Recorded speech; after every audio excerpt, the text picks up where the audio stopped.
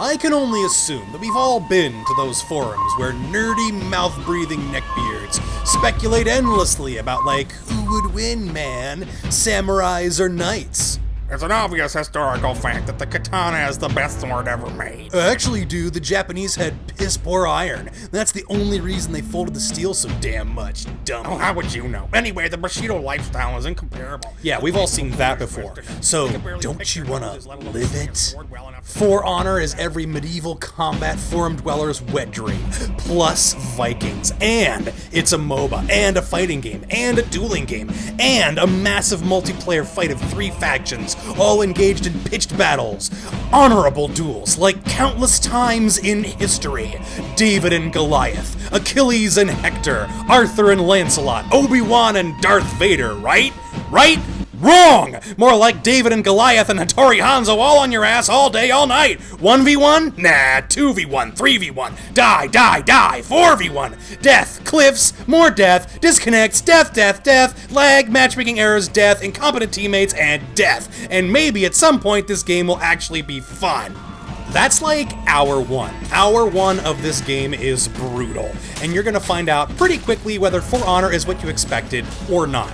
I'm not sure what I expected, to be honest. It seemed like a game that was somewhat beneath the radar, that everyone knew about and was excited for. I watched the trailers, some of the gameplay demos, and I think I had a grasp on the zeitgeist of the uninformed.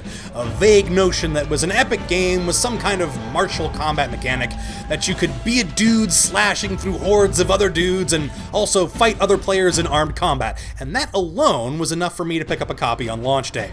So, Hour 1. I started playing through the story mode. Took me about 7 hours on hard mode, which was about what I expected. The story is decent. If you've seen the trailer, you've pretty much seen hours 2 through 4 of the campaign. 3 factions, who are nominally uninterested in conflict, are pushed to war through the actions of the mysterious warlord Apollyon. There are definite shades of Babylon 5 here. Apollyon is apparently interested in unlocking the potential in warriors on all 3 sides, who she considers wolves among sheep. This is so important to her that she's going to precipitate an apocalyptic war to accomplish this. I guess it was on her bucket list. Start war for really no good reason. Hell, a ticket like that, she could run for president. Like any other fighting game, the story mode is there mostly to introduce different characters to the player and get them started on learning their fighting styles, as well as the quirks of the system in general. And like most fighting games, this results in some pretty decent set pieces and some gratuitously cancerous boss battles. See, if you don't have the AI to match a human opponent, and let's face it, nobody does, there's only one strategy left to you, and that is to cheat. Each of the chapters concludes with the boss battle, where your opponent has some decidedly magical shit going on. Not to mention more health, buffs, some uninterruptible attack combos, stuff like that.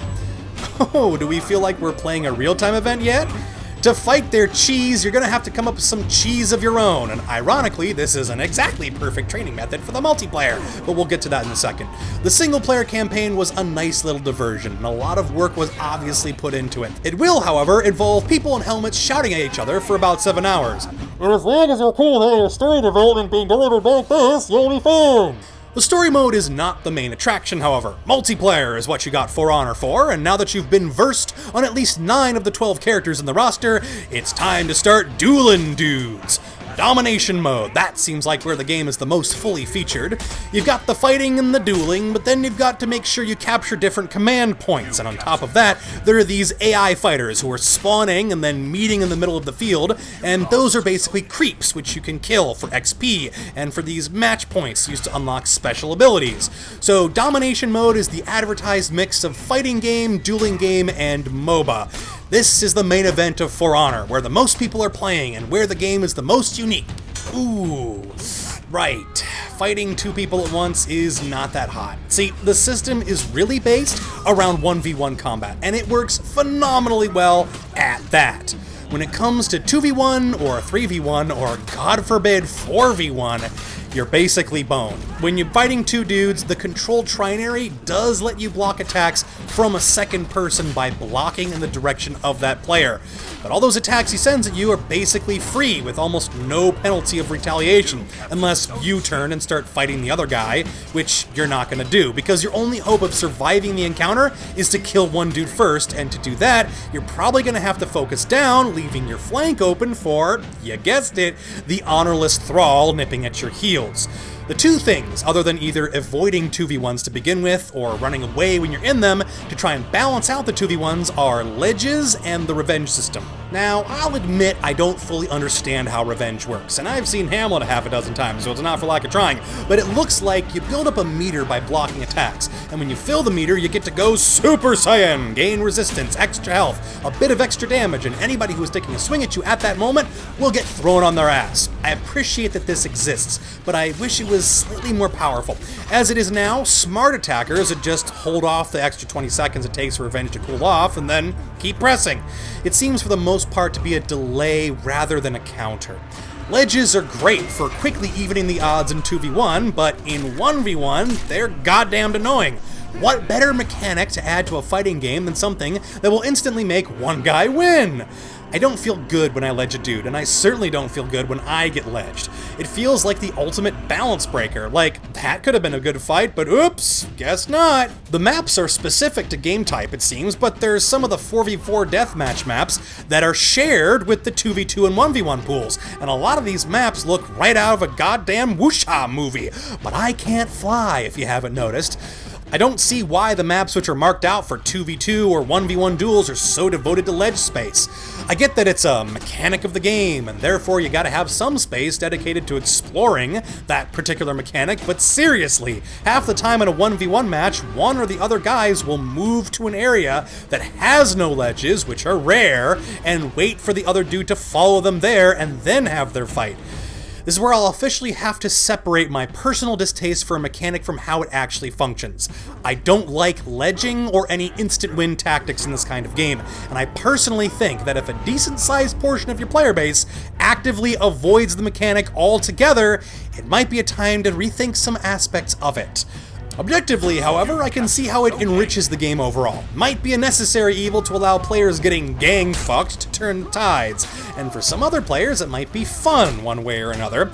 Those who wish to have honorable battles can avoid them, and overall it's just my displeasure at some of the fairly cramped and treacherous duel maps that's causing this frustration.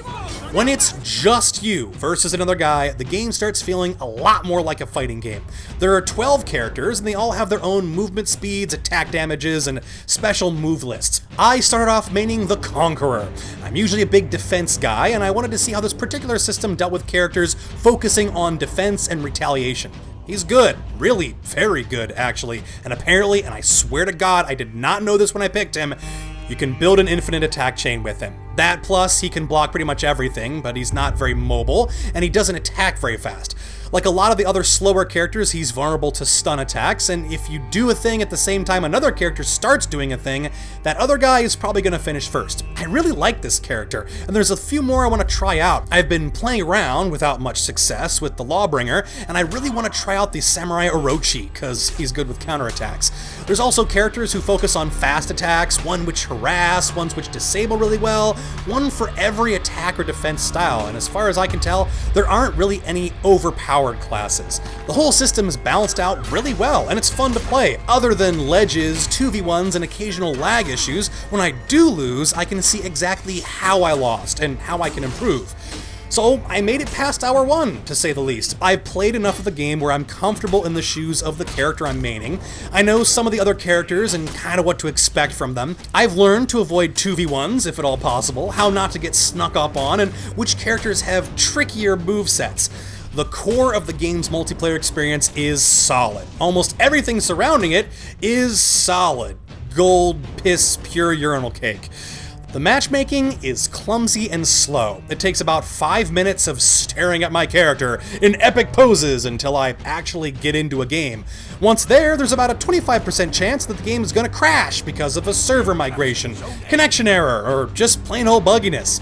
I find that when my team is winning, that chance goes up to around 50%. And you know how most fighting games work, where you get to choose your character and then fight with those guys, and then it's your personal style that predicts which characters you've picked rather than some progression mechanic? Well, instead of getting full access to all the characters at once, in For Honor you have to unlock them using in-game currency. Oh, don't have enough currency? Well, that's no problem. We've got a place for you, buddy. You'll love this. It's called a microtransaction. You see, you spend $60 on a game, and then you're given the privilege, the honor of paying even more money to unlock what's already in the game. Ooh, this relationship is made even clearer, giving the setting of the game. Ubisoft are royalty, and we're the peasants. We only pay a week's worth of grocery money for the privilege of working the land. Cleaning the mud off Ubisoft's boots? Oh, that's extra. That's extra, you sniveling peon.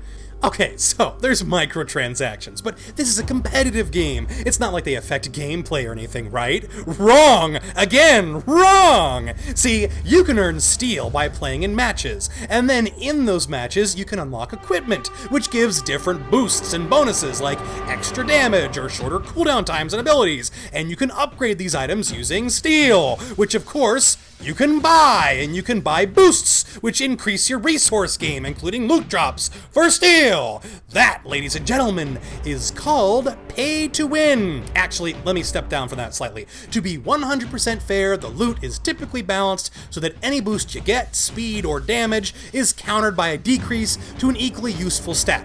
But let's say that speed boosting the Lawbringer is the meta strategy. Let's just pretend that a guy who's already pretty strong is better overall by increasing his speed above normal. Well, you would want more chances at getting the loot that did that, and you'd want to upgrade it, and both of those cost steel, handily provided to you by your local currency exchange. I think we'll probably see the difference between players who pay extra and ones who don't a few months from now. Right now, the boost to the number of choices, as so worded by director Damien Kiken, isn't large enough to be noticeable or massively infect game balance like in some free-to-play games. But For Honor isn't a free-to-play game. It's a $60 supposedly AAA title. A AAA title which has started its first 2 weeks with higher than usual amounts of peer-to-peer lag, connection faults, and incredibly wonky UI, all of which clutter which would otherwise have been an extremely tight core experience, not to mention the microtransactions.